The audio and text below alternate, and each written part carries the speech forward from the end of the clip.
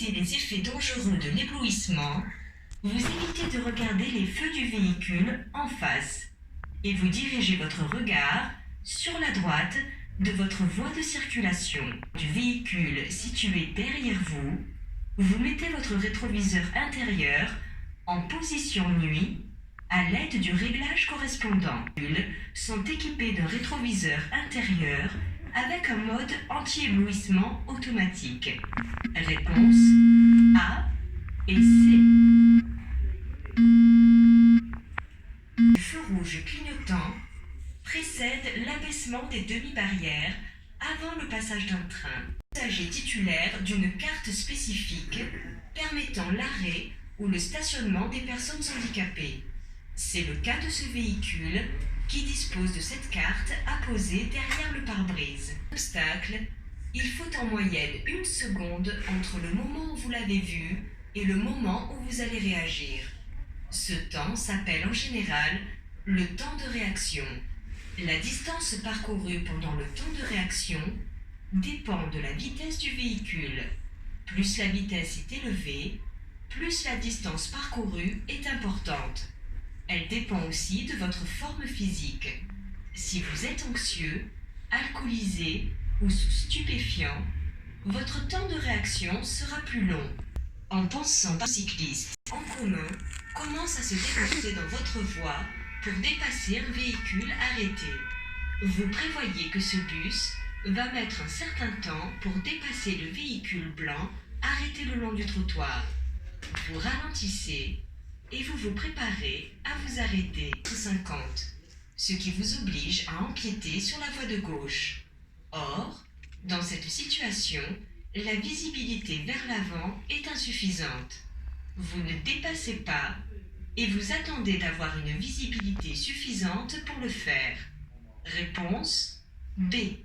Correspond à la durée qui s'écoule entre le moment où vous percevez une information, par exemple les feux stop du véhicule qui précède, et le moment où vous agissez. Pour calculer approximativement la distance parcourue durant un temps de réaction d'1 seconde, il faut multiplier le nombre de dizaines de la vitesse en km par heure par 3. À 90 km/h, cela fait 9 fois 3 égale 27 mètres. La distance de sécurité correspond à la distance parcourue par votre véhicule durant 2 secondes, ce qui correspond à environ 54 mètres. Un trait mesure 3 mètres et un intervalle mesure 10 mètres. Vous êtes donc à environ 39 mètres du véhicule devant vous, ce qui est insuffisant. Réponse A et D.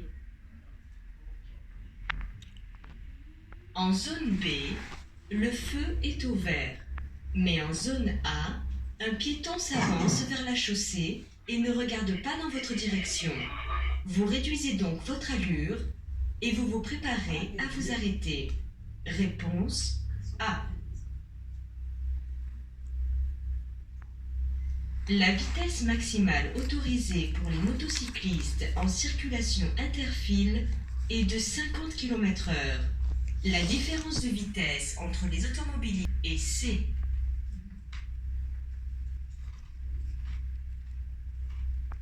Vous devez faire une déclaration de perte auprès de la préfecture ou sous-préfecture de votre département de résidence. Si vous êtes en déplacement loin de chez vous, vous pouvez faire cette déclaration auprès d'une autre préfecture. Cette déclaration de perte peut aussi être faite par Internet sur le site de l'ANTS. Vous êtes tenu de signaler votre véhicule immobilisé sur la chaussée en faisant usage de vos feux de détresse et du triangle de présignalisation. Cependant, le danger que constitue la mise en place du triangle sur une autoroute vous dispense exceptionnellement de cette obligation, même si votre véhicule empiète sur les voies de circulation.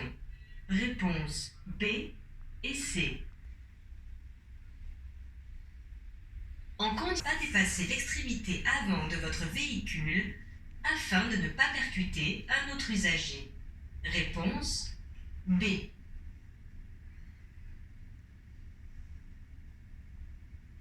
Vous allez croiser un véhicule lourd et encombrant à l'approche d'un virage. Ce véhicule peut empiéter plus ou moins dans votre voie, le véhicule vous dépasse. Dans cette situation, vous ne devez pas accélérer ni freiner. Dans une situation où un véhicule arriverait en sens inverse, vous devriez ralentir pour éviter un risque de collision. Ou gauche, un témoin correspondant sur le tableau de bord s'allume par intermittence avec un signal sonore. Un clignotement anormalement rapide du témoin d'indicateur de direction, droit ou gauche, indique que l'ampoule ne fonctionne plus, possible, sans toutefois prendre de risques pour votre sécurité et celle des autres usagers. Réponse B et C.